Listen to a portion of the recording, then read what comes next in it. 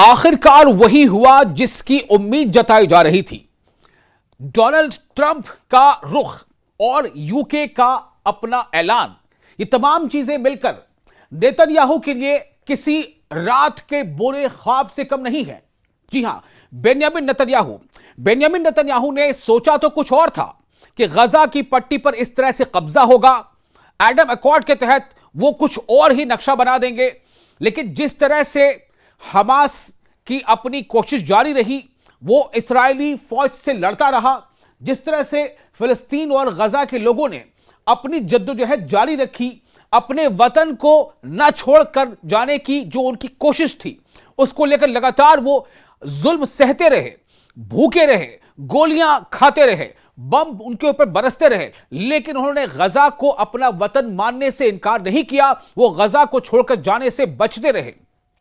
जाने गंवाई, अपने खानदान के लोगों की जानें चली गई, बच्चों को खोया, बहनों को खोया, माओ को खोया, बाप को खोया, बाप ने बेटे खोए, बाप ने बच्चियां खोई, लेकिन अपने वतन से मोहब्बत, अपनी सरजमीन से मोहब्बत और अपनी सरजमीन को न छोड़कर जाने की जो कोशिश थी, ये जो जद्दोजहद थी, वो अब रंग ला रही है।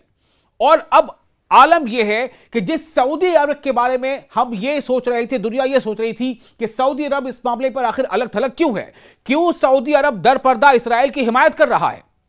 सवाल ये हो रहे थे। लेकिन जो बड़ी बात है वो ये है कि खुद सऊदी अरब और फ्रांस के प्रपोजल पर, इनकी पहल पर अब दुनिया के एक बड़े लेवल पर जो अब कॉन्फ्रेंसेस हो रही है, उस पर लगभग कई ममालिक ने, जिसमें खुद ब्रिटेन का भी नाम शामिल है, ब्राजील का नाम शामिल है और माल्टा, कई ऐसे ममालिक हैं जिन्होंने कह दिया है कि फिलिस्तीन को रियासत तस्लीम करना ही होगा।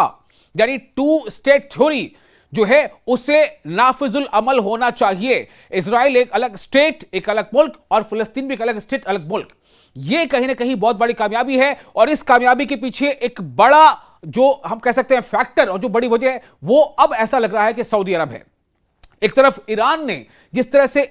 इस्राएल के खिलाफ ईरान नबरद आजमा हुआ और फलस्तीनियों के हक में, गजा के हक में उसने आवाज बुलंद की, और ये जो गजा के लोगों की अपनी जद्दोजहद थी, और उस जद्दोजहद को चाहे वो फ्लातिला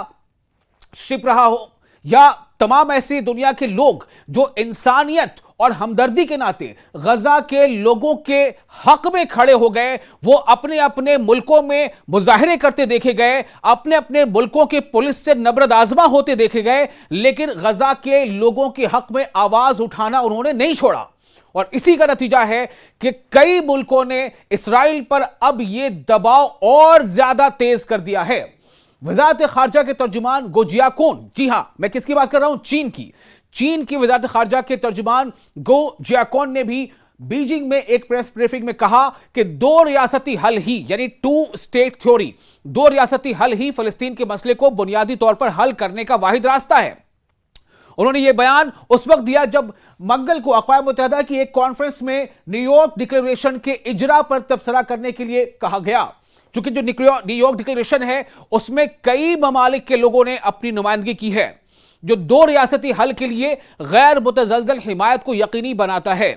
चीन 2 रियासती हल पर अक़वाम मुत्तहिदा की आला सतही बैनुल अक़वामी कॉन्फ्रेंस की हिमायत करता है और सऊदी अरब और फ्रांस की कोशिशों को सराहता है। यहां पर वही बात सामने आई जो मैंने पहले आपसे कहा था। क्या कहा उन्होंने? जो चीन के जो वजीर खारजा यानी वजारत खारजा की तर्जुमान है, उनका यह कहना था कि चीन 2 रियासती, यानी इजराइल एक अलग स्टेट, फिलिस्तीन अलग स्टेट। इजराइल की कोशिश क्या थी कि फिलिस्तीन को सफ़े हस्ती से एक तरह से खत्म ही कर दिया जाए।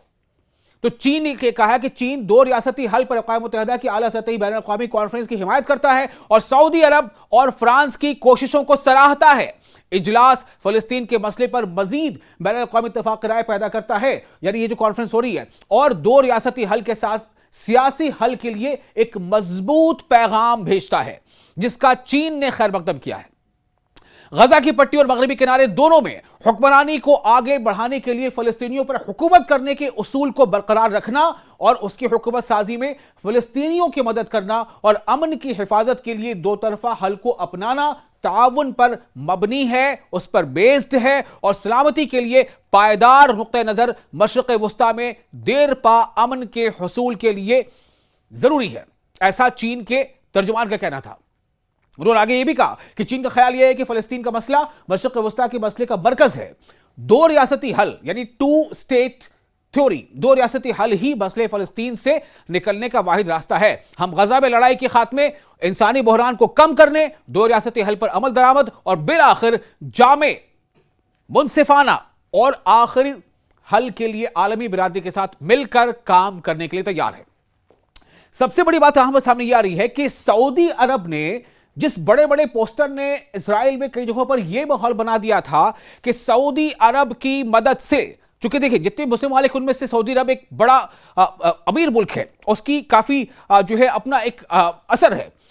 तो सऊदी अरब को कहने की कोशिश ये थी कि सऊदी अरब को मनाकर इस्राइल अपने मकासद में कामयाबी हासिल करना चाहता था। लेकिन सऊदी अरब इस बात पर अड़ गया कि जब तक फिलिस्तीन को एक अलग मुल्क, एक स्टेट तस्लीम नहीं किया जाता, तब तक इस्राइल को भी हम एक स्टेट तस्लीम नहीं करेंगे। और सऊदी अरब की यह कोशिश, यह सिफारती कोशिश अब रंग ला रही है और चीन ने भी इसको एडमिट किया कि सऊदी अरब और फ्रांस ने जो कोशिशें की हैं फिलिस्तीन के लिए वो काबिल तारीफ है। अब आपको बताते हैं कि मगरबी किनारे में हालात कैसे हैं। मगरबी किनारे के शहर रामल्लाह में मकामी लोगों ने बुध के रोज बरतानिया के वजीर आजम कीर स्टॉमर के उस ऐलान का खैरमकदम किया कि बरतानिया फिलिस्तीन रियासत को तस्लीम कर सकता है। और उन्होंने यानी कि बरतानिया ने बाकायदा ऐलान कर दिया कि सितंबर में हम यानी ब्रिटेन ने कहा कि सितंबर में हम फिलिस्तीन को एक अलग रियासत के तौर पर तस्लीम कर लेंगे। इसका रमल्ला में खासतौर से फिलिस्तीनियों ने इस ऐलान का, यानी ब्रिटेन के इस ऐलान का खैर मकदम किया है। स्टॉमर ने मंगल को कहा कि बरतानिया सितंबर में फिलिस्तीनी रियासत को तस्लीम कर लेगा जब तक कि इस्राइल गजा में जंग बंदी पर राजी नहीं होता, अक़वाम मुत्तहिदा को इमदाद पहुंचाने की इजाजत नहीं देता और तवील मुद्दती अमन के लिए दीगर इक़दाम उठाता है। फिलिस्तीनी वजीर खारजा के सियासी मुशीर अहमद अलदीक ने कहा कि वजारत इस ऐलान को फिलिस्तीनी अवाम के साथ होने वाली तारीखी नाइंसाफी को दूर करने की शुरुआत के तौर पर समझती है। यानी फिलिस्तीनी अथॉरिटी भी इस बात से खुश है, वो मुतमईन है कि जो यूके ने, यानी कि ब्रिटेन ने, बरतानिया ने जो ऐलान किया वो कहने कहीं फिलिस्तीनियों के हक में है। उन्होंने मजीद कहा कि बरतानिया ने तारीख के दाईं जानिब खड़े होने का इंतखाब किया है, ताहम दूसरों ने तनकीद की कि बरतानिया को तस्लीम करना मशरूत था सिर्फ इस सूरत में जब इसराइल गजा में अपनी जंग को खत्म करने और एक तवील मुद्दती अमन माहदे को हासिल करने के अज़्म का मुजाहरा नहीं करता है। फिलिस्तीन नेशनल इंस्टीट्यूट पॉलिटिकल पार्टी के जनरल सेक्रेटरी मुस्तफा बरगूती ने कहा है कि यह गैर मशरूत होना चाहिए, यानी कि जो कुछ भी ब्रिटेन कह रहा है उसमें कोई शर्त नहीं होनी चाहिए थी, प्रोवाइडेड दैट, शर्त यह है कि यह नहीं होना चाहिए था। आप अगर फिलिस्तीन को चाहते हैं कि वो एक मुख्तलिफ और एक सेपरेट थ्योरी स्टेट है तो आप इस बात को सीधे सीधे कहिए। बहरहाल हालात अब ऐसे बन रहे हैं, जो अलग अलग ममालिक का जो अब इस पर रवैया है वो काफी कुछ बदल चुका है और फिलिस्तीन के हक में आवाजें बुलंद हो रही हैं और इसका सिला जाता है फिलिस्तीन के लोगों को, फिलिस्तीन के उन जद्दोजहद कारों को जो वहां लगातार जद्दोजहद कर रहे हैं, अपनी जानों को खतरे में डालते हुए भी दुनिया तक ये पैगाम पहुंचा रहे हैं, चाहे सोशल मीडिया के जरिए से, चाहे जैसे भी हो, कि हम गजा के शहरी हैं, हम अपनी जमीन, अपना घर, अपना वतन छोड़कर कहीं और नहीं जाने वाले, जैसा कि दुश्मन देश हमें चाहता है कि हम चले जाएं। और यह भी काफी नहीं है, इस हकीकत के पेश नजर कि इस्राइल गजा में खौफनाक नस्लकुशी कर रहा है और इसका इर्तिकाब कर रहा है, और खौफनाक फाकाकशी के पेश नजर हमें अब जिस चीज की जरूरत है वो इस्राइल पर फौरी पाबंदियां हैं। यानी कि रमल्ला के लोग, यानी फिलिस्तीन के कुछ लोगों का यह मानना है कि जो कुछ भी ऐलान किया है यूके ने वो एक शर्त के साथ है, होना ही चाहिए था कि बिला शर्त हो और जल्द से जल्द इस्राइल पर ज्यादा दबाव बने, इस तरह का हो। रामल्लाह की सड़कों पर एक रिहायशी ने कहा कि बरतानिया की तरफ से फिलिस्तीनी रियासत को तस्लीम करने को एहसान के तौर पर नहीं देखा जाना चाहिए। रमल्ला की रिहायशी सना जगा ने कहा है कि यह बरतानिया की तरफ से हमारा हक है। कीर स्टॉमर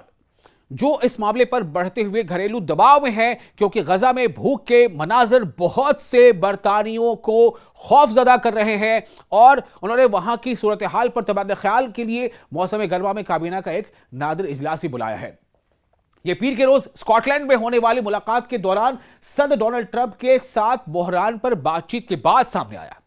ट्रंप ने पीर के रोज सहाफियों को बताया कि उन्हें स्टॉमर के फिलिस्तीनी रियासत के बारे में मकाम लेने, यानी स्टैंड लेने पर कोई इतराज नहीं है।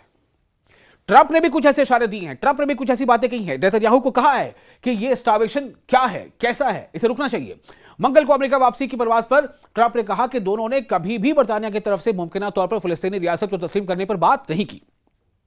अब आपको बताते हैं कि दरअसल यह सब कुछ क्यों हो रहा है। यह इसलिए हो रहा है कि आलमी सतह पर हर अलग अलग मुल्क के जो लोग हैं, जिन्हें हम कहते हैं द पीपल, लोग, आम लोग, उन्होंने इस बात को समझा कि किस तरह से तारीख की बदतरीन बर्बरियत, की बदतरीन जुल्म और ज्यादती इसराइल कर रहा है, जब वो लोगों को एक तरह से घेराबंदी में लेकर उन्हें घेर कर उनके ऊपर बम बरसा रहा है, उन पर गोलियां चला रहा है। और जब वो लोग एड्स लेने के लिए या फूड कलेक्ट करने के लिए एड सेंटर्स पर या फूड सेंटर पर जाते हैं तो उन पर भी गोलियां चलाई जाती हैं। और वहां से जो मनाजिर सामने आए हैं, जो तस्वीरें सामने आती रही हैं, जो सोशल मीडिया के जरिए दुनिया के कई हिस्सों तक जा रही है, जिसमें नंगे भूखे बच्चों की तस्वीरें हैं जो बिल्कुल एक हड्डियों का ढांचा बन चुके हैं, उनके जिस्म बोसीदा हो गए हैं, उनके जिस्म में जान नहीं बची है। इसने लोगों को, हसास लोगों को मुतहर्रिक कर दिया और इसके नतीजे में अलग अलग मुल्कों में जबरदस्त प्रोटेस्ट हो रहे हैं फिलिस्तीनियों के हक में, मुजाहिरे हो रहे हैं इसराइल के खिलाफ, और इसकी वजह कर कई मुल्कों की जो हुकूमतें हैं उन पर एक दबाव है। और इसी दबाव का नतीजा है कि आज ये न्यूयॉर्क डिक्लेरेशन के नाम पर जो कॉन्फ्रेंस हो रही है, उसमें कई मुल्कों के लोगों ने फिलिस्तीन के हक में बातें की हैं। फ्रांस के साथ बरतानवी तस्लीम बड़ी हद तक अलामती होगी, यानी एक तरफ फ्रांस भी ये मान रहा है, बरतानिया भी ये मान रहा है, लेकिन ये इसराइल के खिलाफ वसीतर यूरोपीय और आलमी तब्दीली का हिस्सा है और तनाज़े के खात्मे के लिए सिफारती दबाव बढ़ा सकता है। तो ये एक बदलता हुआ रुझान है जो फिलिस्तीनियों के हक में है। अब आगे बताते हैं कि फिलहाल वहां पर क्या हालात हैं, फिलिस्तीन में हालात दरअसल हैं कैसे। फिलिस्तीन में अभी एयर ड्रॉप्स जारी हैं, यानी कि आसमान से, तैयारे के जरिए से आसमान से कुछ गिराना। क्या गिराना? Food packets, medicine kits. तो एनक्लेव में जो पूरा जो एरिया है जहां पर अभी एक तरह से हिसार में, यानी कि बाड़े बंदी करके वहां तकरीबन 2 मिलियन लोगों को वहां रखा हुआ है, उन्हें खाने पीने की किल्लत है, चूंकि जो फूड ट्रक्स हैं, 8 ट्रक्स, उन्हें सरहद पर रोका हुआ है इसराइल ने, उन्हें फिलिस्तीन में अंदर आने की इजाजत नहीं है। तो एनक्लेव में भूख के बढ़ते हुए बहरान पर बढ़ते हुए दबाव के दरमियान बुध को भी कुछ तैयारों के जरिए गजा की पट्टी पर इंसानी इमदाद की तरसील जारी रही और कुछ फूड एड्स ट्रक्स भी वहां पर, कुछ यानी जो बहुत कम है तादाद में, जो 5 से 6% ही हैं, उनको भी एंट्री दी गई है। देर अल बलाह और खान यूनिस के ऊपर आसमान पर इमदादी देखी गई कि इमदादी फूड पैकेट्स आ रहे थे। इसराइल ने हफ्ते के आखिर में इमदाद के बहाव को बढ़ाने के लिए कई इक़दाम का ऐलान भी किया, जिसमें तौसीह शुदा इंसानी राहदारी और बैनुल अक़वामी इमदाद में कमी शामिल है। यानी कि जो बैनुल अक़वामी इमदाद हो रहा है वो भी उसको तेजी किया जाए, जो कमी है उसको थोड़ा सा बढ़ाया जाए। आप देखिए किस तरह के हालात है, क्या नफ्सी का आलम है। आप सोचें, बूढ़े बच्चे खाने को नहीं मिल रहा उन्हें। किसी को खाना अगर मिल जाए तो बहुत बड़ी बात हो जा रही है, किसी को आटे की बोरी मिल जाए छोटी सी, वो घर पहुंच जाए तो बहुत बड़ी बात हो जा रही है। अक़वाम मुत्तहिदा के हुक्काम का कहना है कि जमीनी सतह पर अब तक बहुत कम तब्दीली आई है और बहुत कुछ करने की जरूरत है। ये एयर ड्रॉप्स खुराक के बहरान पर मारूफ बैनुल अक़वामी अथॉरिटी के मंगल के रोज कहने के बाद सामने आए हैं कि गजा की पट्टी में इस वक्त कहत की बदतरीन सूरत हाल चल रही है, जिसने फौरी कार्रवाई के बगैर बड़े पैमाने पर मौत की पेशगोई कर दी है। अक़वाम मुत्तहिदा के इदारों और इमदादी ग्रुपों ने तवील अरसे से इमदाद में कमी के बारे में शुकूक और शुबहात का इजहार किया है। तो अब इन बदलते हालात के बीच फिलिस्तीनियों के लिए एक खबर यही है, हालात बदल रहे हैं। देखना अहम यह होगा कि आखिर ये फैसला फिलिस्तीनियों के हक में कब तक आता है और किस तरह आता है।